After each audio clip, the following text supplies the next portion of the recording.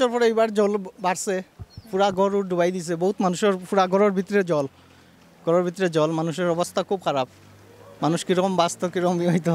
কালাছড়া বাজারে বহুত পুরা গ্রাম পুরা জলের নিচে আছে বর্তমানে। মানুষের অবস্থা খুব খারাপ। মানুষ তো আর কি পরিস্থিতি, এই পরিস্থিতিতে কিরকম চলতো, কিরকম বাঁচতো।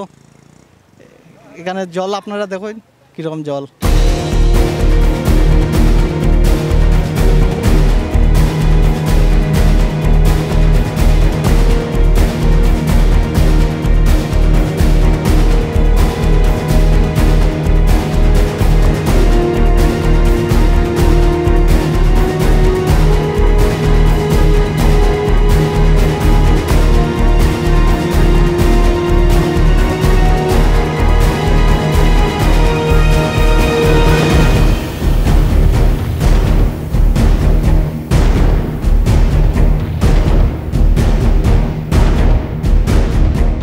বহুত বছর পরে এবার জল বাড়ছে, পুরা ঘর ডুবাই দিছে। বহুত মানুষের পুরা ঘরের ভিতরে জল, মানুষের অবস্থা খুব খারাপ।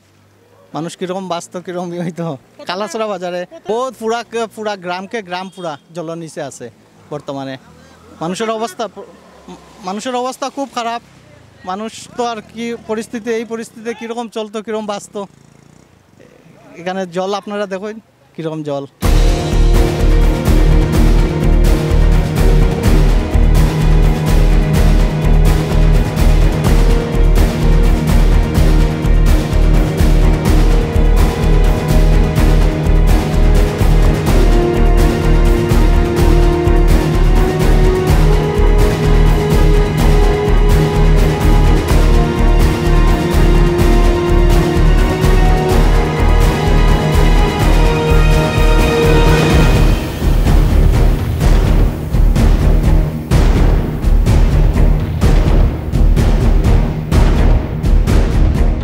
বহুত বছর পরে এবার জল বাড়ছে, পুরা ঘর ডুবাই দিছে। বহুত মানুষের পুরা ঘরের ভিতরে জল, মানুষের অবস্থা খুব খারাপ।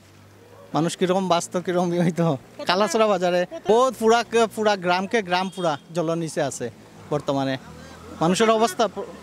মানুষের অবস্থা খুব খারাপ। মানুষ তো আর কি পরিস্থিতি, এই পরিস্থিতিতে কিরকম চলতো, কিরকম বাঁচতো। এখানে জল আপনারা দেখুন কিরকম জল।